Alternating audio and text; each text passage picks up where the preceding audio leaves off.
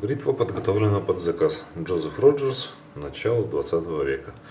К бритве в комплекте идет оригинальный футлярчик и ремешок для правки. Вот. Скорее всего, во вторник все это поедет к заказчику. Вот. Футляр был в таком плачевном состоянии, мы его отремонтировали. Джозеф Роджерс and Sons название компании. И здесь написано трейдмарк Granted 1682 и звездочки Мальтийский крест.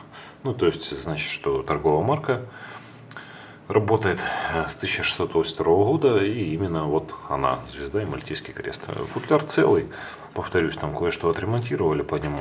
Для хранения, транспортировки вполне подойдет. Вот. И сама бритва. По бритве минимум работ проведено. Вот, клеймо, здесь можно видеть Джозеф Роджерс и сыновья. Ножевых дел мастера их величества, номер 6 Норфолк-стрит, адрес фабрики, и Шеффилд. Также сбоку по дуге стоит клеймо England. То есть это говорит о том, что она сделана после 1891 года. Ну и звездочка и Мальтийский крест, торговый знак именно Джозеф Роджерс. Вот. Бритва крупная, тут 6/8+, на полотне есть глубокая гравировка.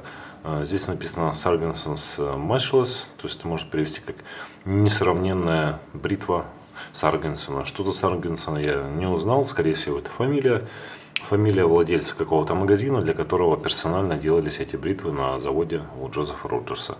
Вот. Надпись золотистая, скорее всего позолота здесь внутри. Вот. Ну, как бы оригинальная, я ее не трогал. Вот с обратной стороны есть клеймо Ground in Sheffield, то есть шлифовка, слесарка выполнена в Шеффилде. Вот. Ну и состояние полотна вот такое. Есть пара точечек, но ради них перешлифовывать смысла не вижу. Вот так все в оригинале. Выборка приблизительно на четверть. Вот. Круглый носик, полностью скругленный, ручка пластик, вот, но при этом клинышек сделан из олова, блестящий. Пины оригинальные, ничего не снималось, не менялось. Пин, шайбочка, все оригинальное, и верхний, и нижний. Внутри все вычищено, зубчики вычищены, отполированы. Вот, ну, такой вот клиночек. Покажу, как проходят тесты. Это бритва из таких поздних, скорее всего это 1900 и 1905 год. Вот. Вот типа такого, как вот уже сегодня на видео была уже одна, там, по-моему, Myers & Sons. Вот. Хорошая, старенькая шеффилдская сталь, но при этом очень качественной, красивой слесарной обработки. Вот. Бритва сделана очень изящно, аккуратно. Вот. Ну и плюс такая крупная. Брить будет замечательно. Все бритвы такого типа, которые я пробовал в своей жизни, все очень нравились. Вот у них такой особенный рез, шуршащий. Вот. Но немцев или американцев той эпохи не напоминает. Это именно Шеффилд, мягенький, приятный, щадящий кожа. Вот.